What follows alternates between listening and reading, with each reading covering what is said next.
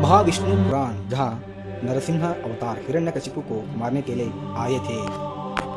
भगवान विष्णु ने अपने भक्तों की रक्षा और दुष्टों को दंड देने के लिए 10 अवतार सुनो। सबसे पहले मत्स्य अवतार है, दूसरा अवतार है कर्मावतार, तीसरा अवतार है वराह अवतार। हाँ, पहले ही इस बारे में विशेष लेख प्रकाशित कर चुके हैं, आप इस पढ़ सकते हैं। नरसिंह अवतार श्रीमन नारायण का चौथा अवतार है। इसकी कहानी प्रकार है, नरसिंह अवतार धर्म की स्थापना के लिए श्रीमन नारायण का चौथा अवतार है।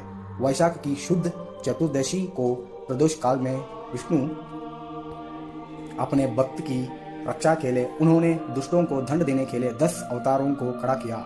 सबसे पहले मत्स्य अवतार है, दूसरा अवतार है कर्मावतार, तीसरा अवतार है वराह अवतार। हाँ, पहले ही इस बारे में विशेष लेख प्रकाशित कर चुके हैं, आप इसे पढ़ सकते हैं। नरसिंह अवतार श्रीमन नारायण का चौथा अवतार है। यहाँ इसकी कहानी है। नरसिंह अवतार धर्म की स्थापना के लिए श्रीमन नारायण का चौथा अवतार है। पुराणों में विष्णु और नरसिंह का उल्लेख वैशाख शुद्ध चतुर्दशी के दिन प्रदोष काल में विष्णु और नरसिंह के अवतार के रूप में किया गया है। ऐसा कहा जाता है कि भगवान विष्णु ने शेर के सर और मानव के शेर के साथ नरसिंह के रूप में अवतार लिया था। आखिर महाविष्णु इस रूप में अवतारित हुए भी तो क्यों? कुछ पुराणों के अनुसार जया विजया भगवान विष्णु के निवास स्थान वैकुंठ के द्वारपाल है। शिवों को विष्णु के पास जाने से रोकने वाले श्राप के परिणाम स्वरूप देवी पृथ्वी पर हिरण्याक्षा और हिरण्यकशिपु बन गए। हाँ, पहले ही 2 भाइयों के बीच हिरण्याक्षा को मारने के लिए वराह अवतार लेने वाले महाविष्णु की कहानी प्रकाशित कर चुके हैं। नरसिंह अवतार हिरण्याक्षा के भाई हिरण्यकशिपु को मारने के लिए भगवान विष्णु का अद्वितीय अवतार है। हिरण्यकशिपु भगवान विष्णु से अत्यंत क्रोधित था, जिन्होंने वराह रूप धारण कर उसके भी हिरण्याक्षा का वध कर दिया था। इस प्रकार वह महाविष्णु को मारने का संकल्प लेता है, जो उसके भी की हत्या के लिए जिम्मेदार है। इसके लिए वह ब्रह्म की घोर तपस्या करता है। हिरण्यकशिपु की तपस्या से प्रसन्न होकर ब्रह्म प्रकट हुए। तब हिरण्यकशिपु आपसे उसे एक विशेष वरद देने के लिए कहता है कि वह आपके द्वार बने गए किसी भी प्राणी द्वार नहीं मार देगा। ब्रह्म जो किसी भक्त की मांग को मन नहीं कर सकते, तथास्तु के रूप में वरदान देते हैं।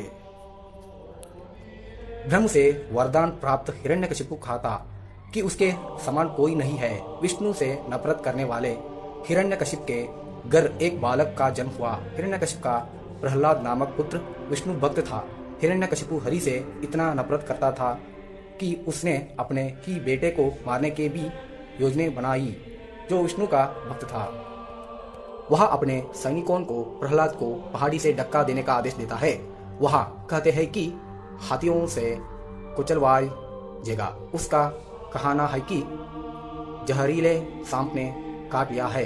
अंत में प्रहलाद की मान खयादू उसे अपने हाथ से जहर पीने के लिए खाती है। इन सभा स्थितियों में श्रीमन नारायण द्वार प्रहलाद की रक्षा की जाती है। इन सबसे टैंग आकर एक दिन हिरण्यकशिपु ने अपने पुत्र प्रहलाद को बुलाया और उससे प्रेम पूर्वक बात की। वह हरि कहाँ है वह पूछता है। इस प्रकार हिरण्यकशिपु अपने महल के खंबे पर गदा से प्रहार करता है। तब महाविष्णु ने स्तंभ को विभाजित किया और सिंह के चेहरे और मनुष्य के शेर के साथ नरसिंह के रूप में बाहर आए। हिरण्यकशिपु और नरसिंहावतारी विष्णु के बीच लड़ी होती है। उन्होंने हिरण्यकशिपु को दोनों हाथों से उठाया और देहली पर बैठकर अपनी गाड़ में लेता लिया।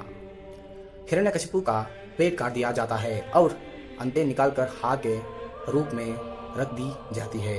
इस प्रकार पुराण कहते हैं कि भगवान विष्णु ने हिरण्यकशिपु को मारने के लिए नरसिंह का अवतार लिया था, जो हरि से ग्रहण करता था। आंध्र प्रदेश के कर्नूल जिले में अहोबल क्षेत्र वहाँ मंदिर है, जहाँ श्री नरसिम्हा स्वामी अवतारित हुए दी।